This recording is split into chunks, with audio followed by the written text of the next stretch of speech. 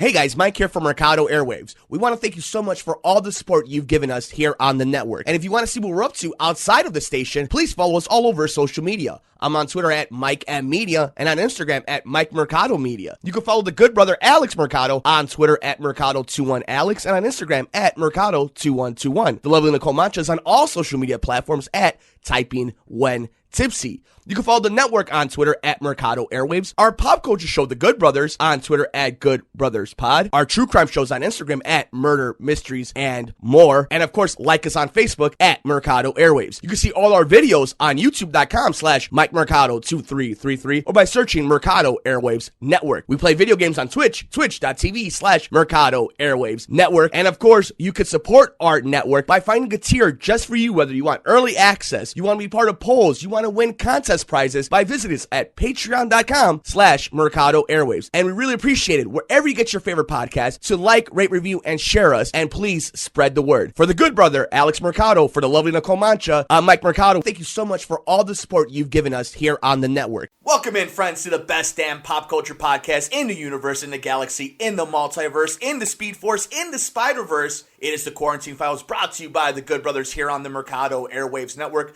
I'm your host, Mike Mercado, with the one, the only, the good brother himself, Alex Mercado. How's it going, good brother? Good, what's going on? Everything appears to be everything, good brother. And on today's episode, we continue on the video game road. What do you have in store for us today? So we already did the Nintendo characters. So today we're going to go over my favorite video game franchise. We're going to do the Mortal Kombat franchise, and we are going to pick our top 5 favorite characters throughout the 11 games.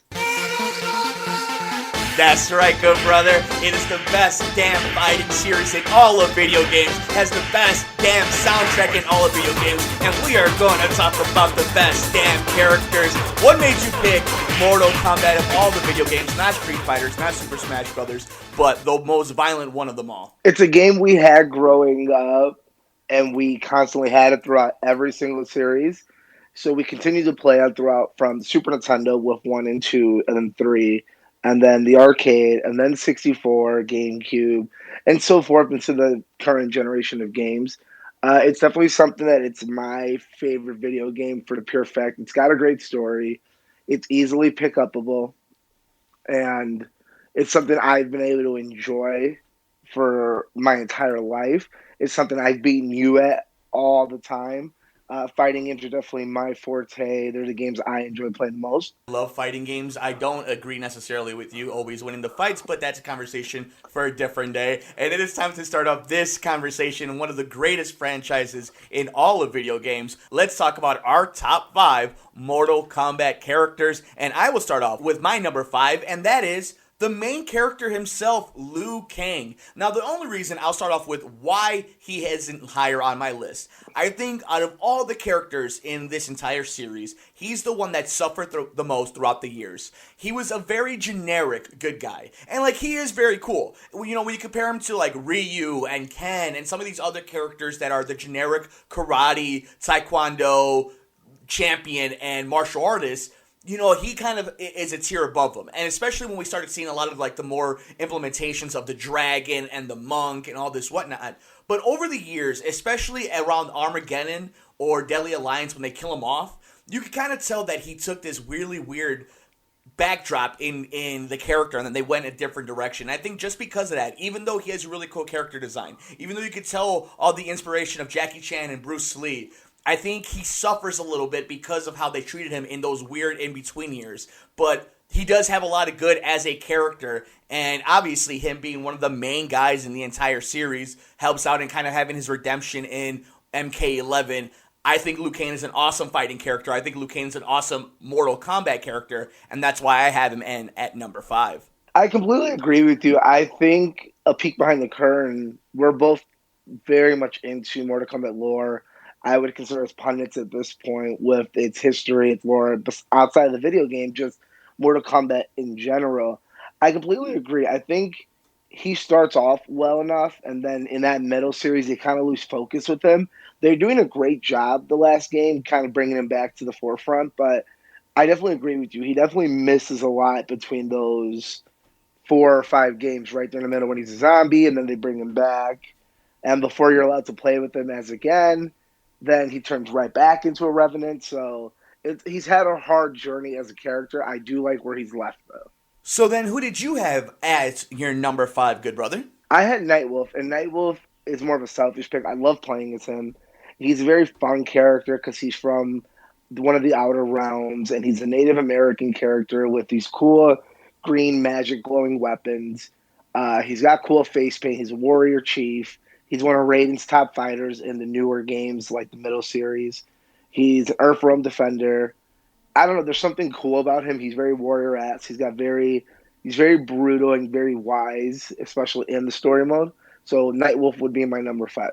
I love Nightwolf. He has such a cool character design. I think for it being, because, in video games, it's really easy for caricatures and especially racial stereotypes to get kind of out of hand. I think MK did a really cool job of this is the coolest version of a badass Native American we can make in this universe. And he had a lot of cool moves, and he had a decent move set. He has kind of taken a step back as well in the newer, especially the new NetherRealm versions of the game. I think a lot of that has to do with the fact of the turmoil that's going on with Native Americans and representation and whatnot. But I think for a character of that time, when we're talking about things like in Street Fighter, with some of these characters that, are depicting people from India and the jungle and whatnot, I think Nightwolf is if you're going to look for something that's kind of in the middle and kind of acceptable, I think he's the closest it gets to that. No, yeah, I completely agree. And with that in mind, I go on to my number 4, good brother, and that is the movie star himself, Johnny Cage. You talk about one who, on the opposite end of Liu Kang, came out very general in the beginning, right? Kind of a ripoff of Jean-Claude Van Damme. Hell, that's kind of where the premise of his character comes from, right? But then you see, over the years, the movies make him a focal point of this entire series. And then we have one of the worst movies in the second one, but they kill him off. And a lot of people get mad because they didn't realize how much they love Johnny Cage. Then he evolves into this douchebag, prima donna character, especially in the early 2000s to mid 2000s, when that's what kind of reality television was at its peak. They implemented that into him, but they always kind of kept his badassery still there. And then in this latest series, you see him grow into what the modern day hero is when it comes to that. The modern day Ryan Reynolds character, where it's this goofball, lovable charmer who gets away with everything that becomes a leader, and it's actually much more important to the story. And I don't know what it was that made him decide to make Liu Kang the backseat over these years and give that forefront to Johnny Cage, but I think as a character, as a fighting character, as a video game character, it's very dynamic, and he's had a really interesting character growth over the last 15 years. That's why I have Johnny Cage at number 4. The story of Johnny Cage is fascinating because, like you said, he goes the first 2 games normal, gets killed off in the third one just to be brought back, and now in the more recent games, the NetherRealm games, we see that he actually has a sort of, they explain his power away, and that he has this courage, and he becomes this military man and this family man, and he has I think, the best arc out of all the old original 6 to 8 characters. Now, who came in at number 4 for you, good brother? I had Kung Lao, and Kung Lao was my personal favorite in Mortal Kombat 3. And he has the cool hat. It's the spinny spiral hat. I actually did enjoy Shaolin Monk's Liu Kang and Kung Lao. The reason I picked Kung Lao is because I think there's a little more meat on the character of being the second to Liu Kang. His ancestor specifically was one of the best warriors, getting killed off by Goro. His rivalry with Goro in general is very interesting. And the fact that he, in some parts, is a better warrior than Liu Kang, but never really got the attention from Raiden. And there's a very interesting dynamic with the 3 of them. I like his moveset. I like his hat, obviously. And I think him being so vulnerable and yet so strong and playing second fiddle to Liu Kang makes him a much more interesting and better character. So it's interesting you bring in Kung Lao because in the beginning, when I was younger, I always thought Kung Lao was a ripoff of Raiden. And I really didn't know any better. I was younger when these games came out, the original ones. And then over time, Shaolin Monks, shout out to you, great game on PlayStation. And it was the beginning when we really saw the bromance of Liu Kang and Kung Lao. And then in the new NetherRealm games, especially MK9, MK10, MK11, you really see that bondship growing. You see a lot of that heartache that Kung Lao as a character, knowing that he's a descendant of one of the greatest warriors around, knowing that he's one of the greatest fighters in this entire universe that's built of great warriors, and yet he's always second fiddle to Liu Kang. But there's this weird justice to it that even Liu Kang in this universe, the whole idea of prophets and the chosen ones really isn't anything. So I think it's a very interesting dynamic between those two characters, and I think they've done justice finally to them in the modern day video games. Yeah, what also makes him interesting is that he brings out an interesting story with Raiden and Liu Kang separately. So in general, him being just himself brings out a better version of Liu Kang, a more concerned version of Raiden, or Raiden second guessing himself throughout all his decisions. And I think that's what makes him so interesting, is he brings out a layer to these other characters. And speaking of the God of Thunder himself, he is my number 3, Raiden. From the character design to the story arc to the way he holds the room to Christopher Lambert playing him in a movie, it's one of these characters that has really stood the test of time when it comes to video games. And it's really cool because in mythology, we can kind of associate him with a lot of different things over every era of religion and every era of society. And that's why he almost seems kind of real in a way. Raiden, to me, even though he's the one with the electrical powers and he's an elder god and whatnot, he's the only one that comes from the real world, because he seems like something people would have worshipped at a given time. Some tribe, some monks, some, Nordic warrior Vikings. You know what I'm saying? Like, I always thought that was one thing about Raiden. Then we talk about his story arc, how complicated it gets from being a god to being the bad guy to being a protector to not being able to get involved in a lot of these stories. And I always thought that there was something kind of like a Morpheus to Raiden, and I think that's what makes him such a great character. And then if you're just talking about playing him in the video game, once you've gotten down whatever MK game you're playing at that given time, and you could finally master Raiden, you literally feel like an untouchable monster in a Mortal Kombat game. That's why I have him in at number 3. Raiden's definitely cool. He looks cool. His powers are cool. He's an idiot. I think a lot of the bad stuff that happens is due to Raiden's ignorance of understanding his own universe. So that's why I didn't personally put him in my top 5. He's definitely cool. He's the easiest one to transfer out to other video games and still seem legit, even more so than Liu Kang. He's almost, I feel like him and Scorpion are definitely the mascots of it. Those are the 2 most recognizable characters. What came in at number 3 for the Good Brother? So my number 3 actually was a throwback to Johnny Cage. And the only thing I really didn't get to say earlier was the journey with him is the true hero's journey. I don't think we see that with Liu Kang because we lose it so much in the middle there. I think with Johnny Cage, we get a true redemption story, a true rise to the top story of how his powers come about from saving Sonya and him having a daughter and him still liking to act, but at the same time working with the military for peace with these other realms. And like you said, still keeping a charm to him and a humor to him. And at the end of the day, even from part 1, he's always been a hero. That's one thing you can always say. Like, no matter how bad he got, he was always a hero. And I think that's important that they maintain throughout all the games. And it shows even more in newer games. I think we've seen his arc really come to an end in this new game, and we're going to kind of focus on more of the newer characters, plus Liu Kang, I believe, taking over that Raiden spot.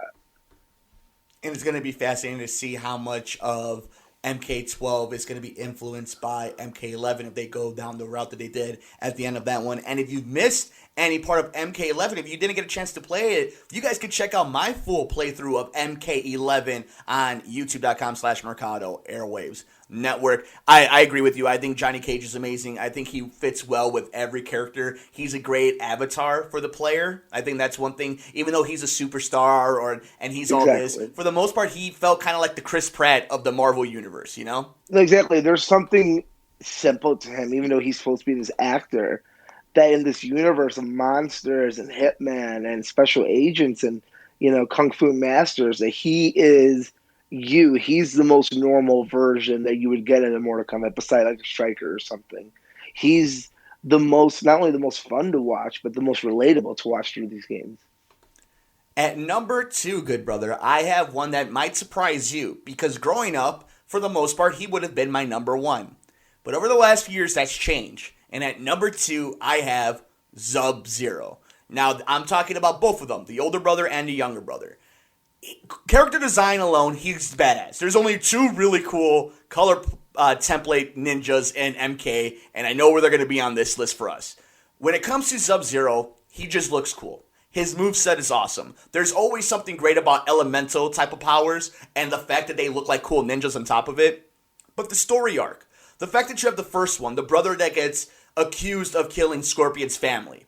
And then you have the brother that wants to bring redemption between both tribes of Scorpion and Sub-Zero, the Lin Kuei and the Shirai Ryu. I think there's something great about those two, and the fact that it's so impactful for a nerd like me to be able to pull those 2 names of, fictional tribes of Asia. And there's levity and there's importance between the characters of Sub-Zero and Scorpion. I think the difference is Sub-Zero has not had the same amount of growth as his counterpart, but his levity is important. When Sub-Zero, no matter who the voice actor is, no matter what the character design is, no matter what the costume is, when he shows up on screen, it's important. Everything slows down. You listen. You pay attention. Things get real. You can't say that about a lot of characters in video games. You can't say about a lot of characters in pop culture and entertainment. When Batman walks into a room in any type of medium, everything kind of changes. That's the same thing with Sub-Zero, and that's why I have him at number 2. To me, Sub-Zero is the biggest, I wouldn't say waste, he is the most miswritten character between the Dragon Medallion and the Cyborg program, and Quinley and Quanley, which one's the real Sub-Zero, and then Cyber Sub-Zero, and then Frost, and then the Cyborg Sub-Zero. It's just, there's so much in there that they didn't need to do. He's so miswritten. I think there was enough there, and it just kind of got out of hand. And they've done a much better job in the last 3 games, kind of bringing it back a notch, kind of keeping it in more of a simple form, separating the Cyborg program a little bit more, which was a big help for Sub-Zero, because I think that was a huge detour that the character didn't need. I like where they're going with him now. Obviously, Scorpion speaks for himself. That's the best thing about Sub-Zero is that he does fight Scorpion. But even to see their friendship form now is very interesting, and to see, I think he will be a bigger character going into Mortal Kombat 12. But I do think they've very badly miswritten for him over the years. So who is your number 2 Mortal Kombat character, good brother? My number 2 is Goro, and Goro to me he's very misunderstood. He's a prince from Medania, and his people got ran out, obviously because of the way they look, and then he started working in Netherrealm for, he works for some of the demon gods for a little bit, him and his people, and then they eventually became henchmen for Shao Kahn, and he was very badly mistreated. But obviously the reason I pick him, he looks the coolest. He's everything you want in an original henchman. He's got these 4 huge arms, this huge torso, this badass ponytail, all this armor.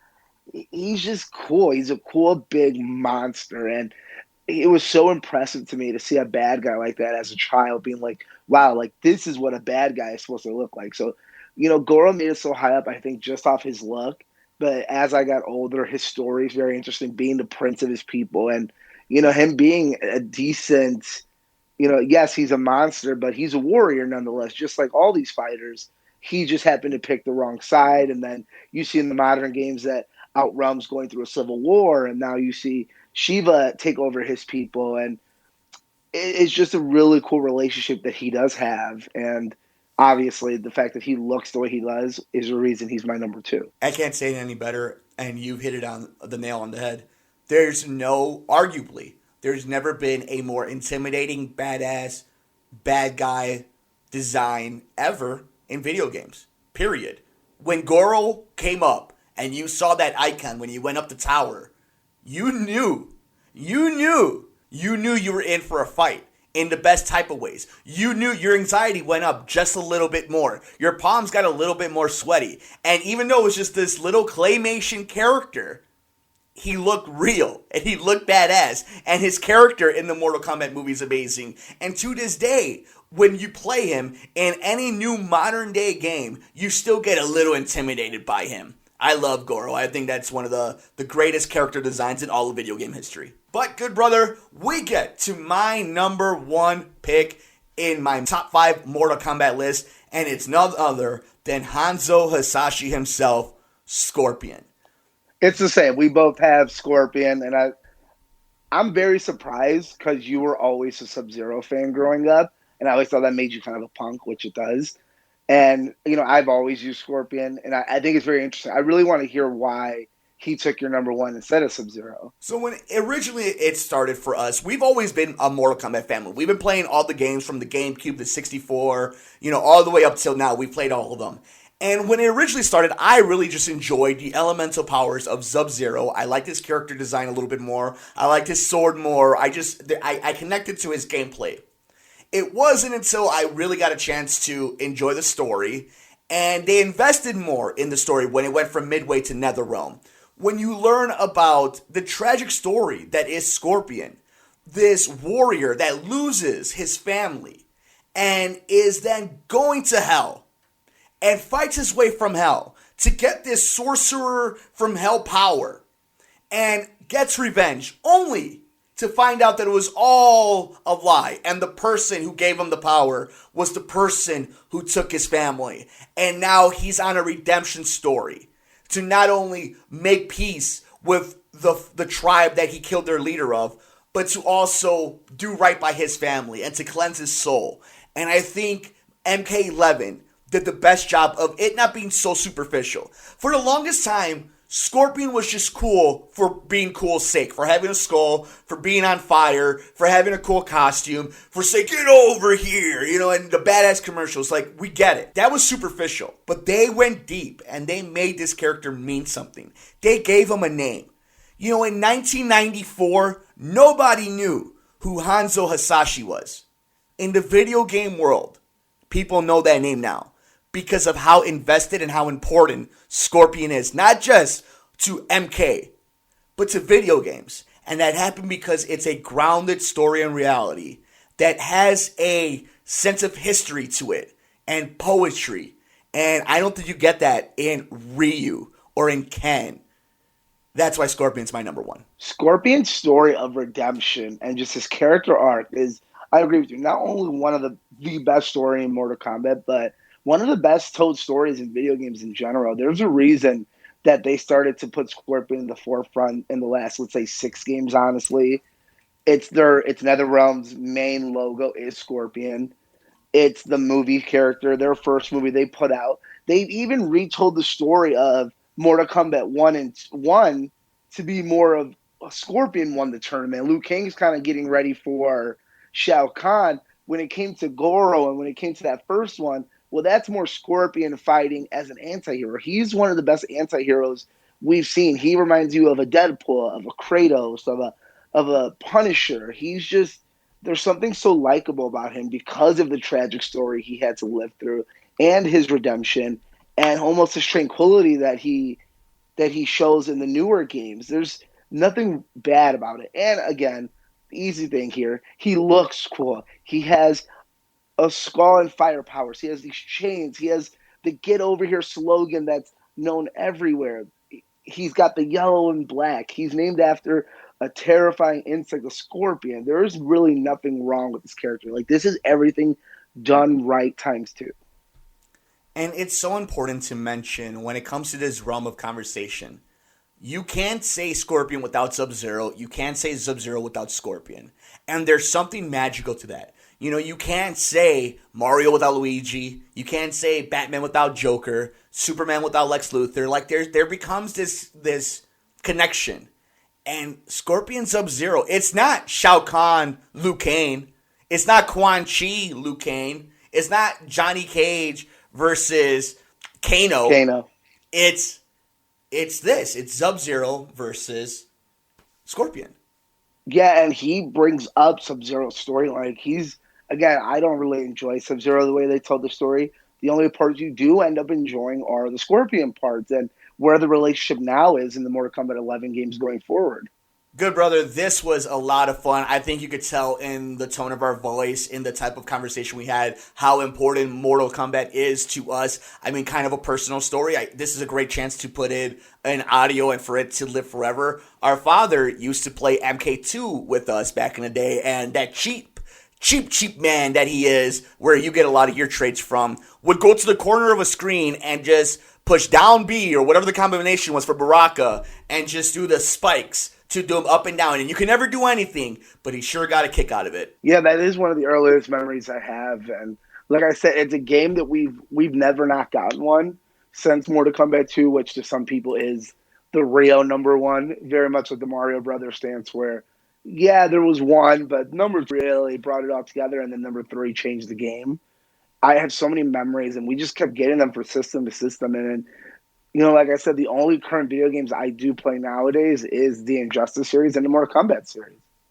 With that in mind, good brother, why don't we run down our top fives and then we can have a quick, fun little conversation on some notes I made. At number 5, good brother, on my list, I had Liu Kang. The good brother had Nightwolf. At number 4, I had Johnny Cage. The good brother had Kung Lao. At number 3, I had Raiden. The good brother had Johnny Cage. At number 2, I had Sub-Zero. The good brother came with Prince Goro. And at number 1, our pick in our top 5 Mortal Kombat Fighters is Scorpion. Good brother, what a fun list. How about some honorable mentions really fast? I had Goro and Shao Kahn. And simply put, it's intimidation. They scared the hell out of me as a kid. I hated playing against them. I still hate playing against them. They're still super hard. It doesn't matter what game they're at. It doesn't matter what level you're on. It doesn't matter how many years you've been playing. They're still crazy bad guys with awesome designs. How amazing is Shao Kahn, by the way? We didn't really talk about him, but as a character design, the big sledgehammer,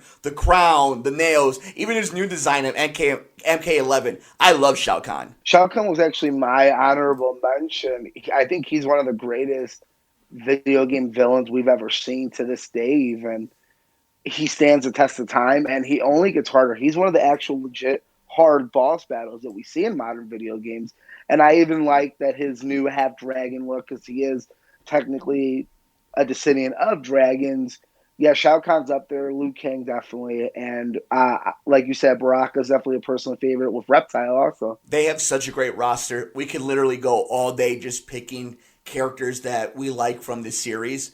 And there's been some misses, but I think for the most part, when MK11 hits on a character, it sticks around and people fall in love with them. And everybody finds their favorite run, and they try to keep them forever, and that's why people get so mad when certain people don't make the roster. But I absolutely love the MK roster. I think it's one of the strongest in all of fighting games. Exactly. A fighting game's never going to keep the exact same roster every time.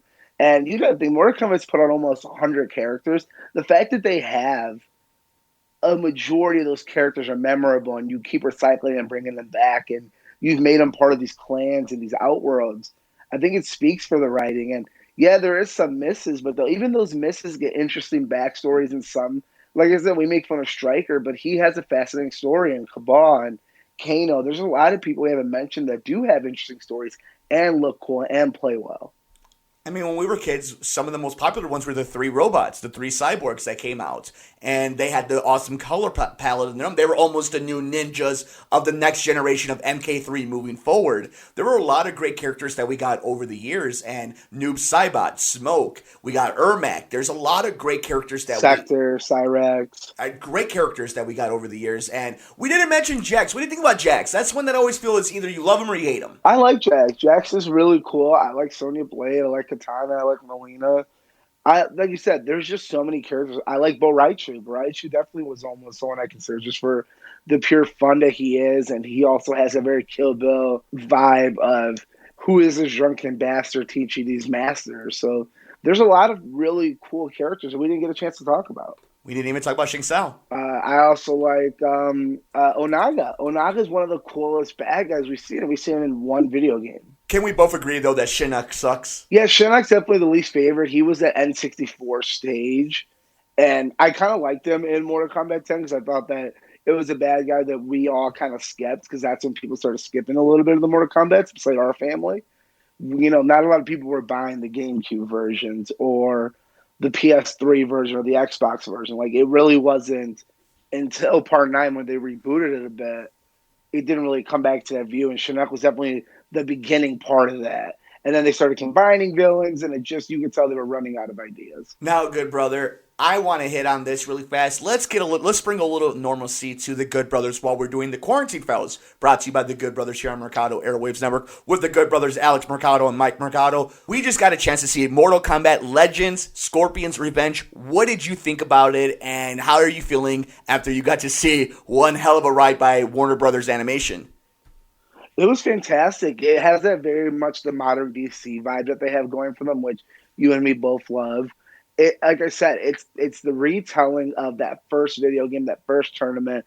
We see most of the classic characters from that video game, and I love the way they set it up, because you can definitely tell that in the next year or two they're going to really make the part 2, the part 3, and then leading into all those craziness like the Armageddon. Totally agree. I loved it. I love the violence. I love the voice acting. I love the character design. I love the fact that Warner Brothers put some money into this. I'm super excited that people care about Mortal Kombat again, and there's been enough time. There's a generation that's grown up with it, that there's a lot of TLC with it as well when it comes to these properties. So I highly suggest you guys check it out if you haven't yet. It's a must-watch. Mortal Kombat Legends, Scorpions, Revenge. Good brother, before we head out, what is then, let's put your feet to the fire, what is your favorite Mortal Kombat game? I'd have to say Mortal Kombat 9, because it was a small reboot.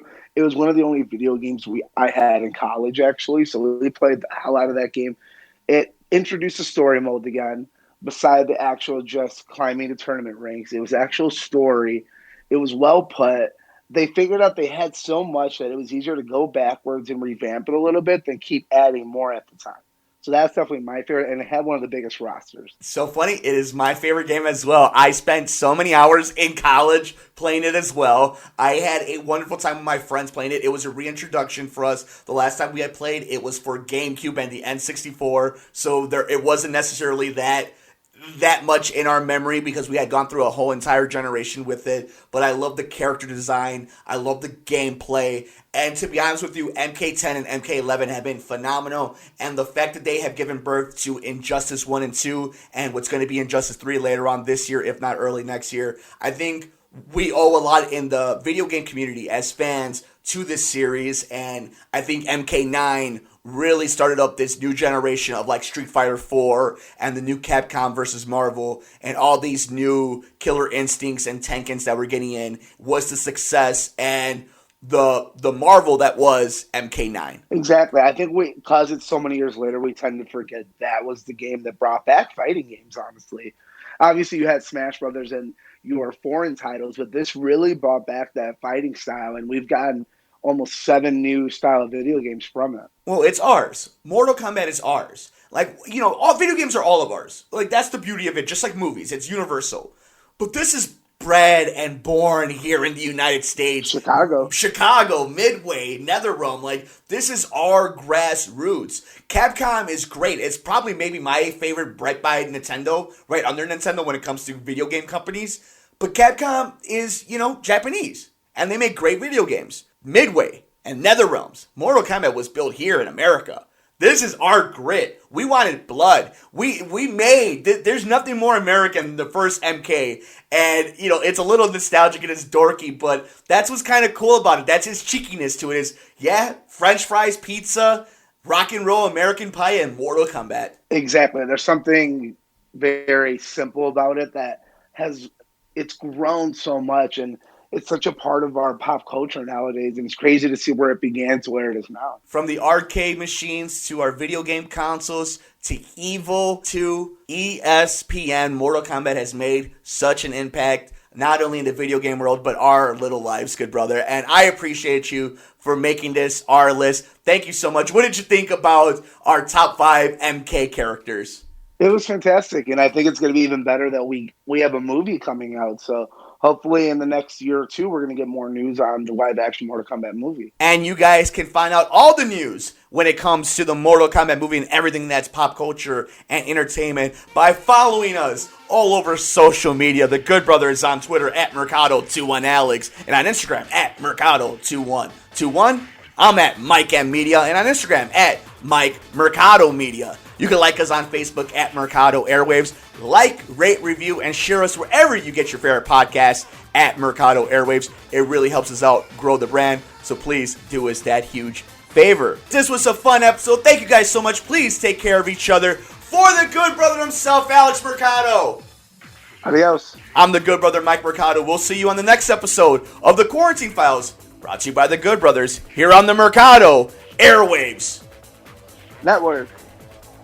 Hey guys, Mike here from Mercado Airwaves. We want to thank you so much for all the support you've given us here on the network. And if you want to see what we're up to outside of the station, please follow us all over social media. I'm on Twitter at Mike M Media and on Instagram at Mike Mercado Media. You can follow the good brother Alex Mercado on Twitter at Mercado21Alex and on Instagram at Mercado2121. The lovely Nicole Mancha is on all social media platforms at Typing When Tipsy. You can follow the network on Twitter at Mercado Airwaves. Our pop culture show, The Good Brothers, on Twitter at Good Brothers Pod. Our true crime shows on Instagram at Murder, Mysteries, and More. And of course, like us on Facebook at Mercado Airwaves. You can see all our videos on YouTube.com/Mike Mercado 2333 or by searching Mercado Airwaves Network. We play video games on Twitch, twitch.tv/Mercado Airwaves Network. And of course, you can support our network by finding a tier just for you, whether you want early access, you want to be part of polls, you want to win contest prizes, by visiting us at patreon.com/Mercado Airwaves. And we really appreciate it wherever you get your favorite podcast. So like, rate, review, and share us, and please spread the word. For the good brother, Alex Mercado, for the lovely Nicole Mancha, I'm Mike Mercado. Thank you so much for all the support you've given us here on the network.